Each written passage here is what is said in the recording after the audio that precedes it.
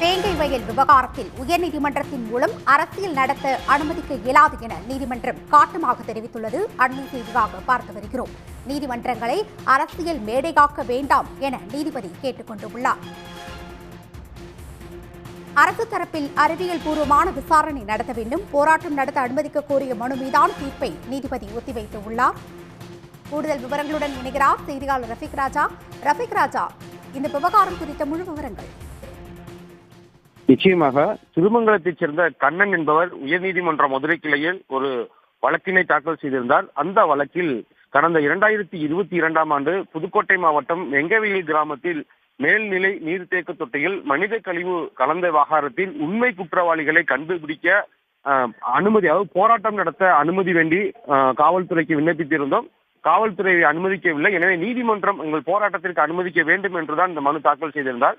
இந்த மனு நேற்றும் இன்றும் நீதிபதி நிர்மல்குமார் முன்பாக விசாரணைக்கு வந்திருந்தது. நேற்று விரிவான விசாரணை செய்யப்பட்டது. அப்போது அரசு தரப்பில் தமிழ்நாடு அரசினுடைய தலைமை குற்றவியல் வழக்கறிஞர் ஹசன் முகமது ஜின்னா ஆஜராகி இந்த வழக்கின் முழு விவரங்களையும் அறிவியல் பூர்வமான சான்றுகளையும் உயர்நீதிமன்ற மதுரை கிளையில் தாக்கல் செய்திருந்தனர். இந்நிலையில் இந்த வழக்கு மீண்டும் இன்று விசாரணைக்கு வந்தது. விசாரணையின் போது இந்த வழக்கில், அதாவது இந்த போராட்டம் நடத்த அனுமதி கோரிய வழக்கை நேற்று மனுதாரர்கள் தரப்பில் திரும்ப பெற்றுக் கொள்வதாக கூறப்பட்டிருந்தது. ஆனால் எங்களுக்கு போராட்டம் நடத்த அனுமதிக்க வேண்டும், இந்த வழக்கை நாங்கள் தொடர்கிறோம் என இன்று தெரிவித்திருந்தனர். அப்போதுதான் நீதிபதி நேற்று ஒன்று சொன்னீர்கள், இன்று ஒன்று சொன்னீர்கள். இது மட்டுமல்லாமல் இந்த வழக்கை ரத்து செய்ய கோரி உயர்நீதிமன்றத்தில் மற்றொரு மனு தாக்கல் செய்யப்பட்டது. எனவே முன்னுக்கு பின் முரணாக ஏன் தகவல்களை நீதிமன்றத்தில் தெரிவிக்கிறீர்கள் என்று மனுதாரர் தரப்பில் காட்டமாக கேள்வி எழுப்பினார். அப்பொழுது மனுதாரர் தரப்பில் போலீசார் தற்போது குற்றவாளிகளாக சேர்க்கப்பட்டவர்கள் குற்றவாளிகள் இல்ல, அவர்கள் மிகவும் மனநிலை பாதிக்கப்பட்டுள்ளனர், அவர்கள் தங்களை தூக்கில் கூட போடுங்கள் என தெரிவிக்கின்றனர் என கருத்துக்களை முன்வைத்த போது நீதிபதி கோபமாக இந்த விவகாரத்தை பொறுத்தவரை நேற்று அரசு தரப்பில் ஆஜரான தலைமை குற்றவியல் வழக்கறிஞர் ஒரு விரிவான விவாதத்தை வைத்துள்ளார். அதில் அறிவியல் பூர்வமான சான்றுகளையும் தாக்கல் செய்துள்ளார்.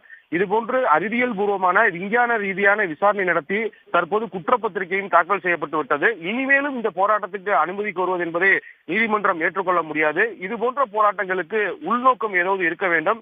எனவே இந்த விவகாரத்தில், அதாவது வெங்கவெளி விவகாரத்தில் நீதிமன்றத்தை அரசியல் மேடையாக்க வேண்டாம் என ஒரு காட்டமான கருத்தை தெரிவித்திருந்தார்.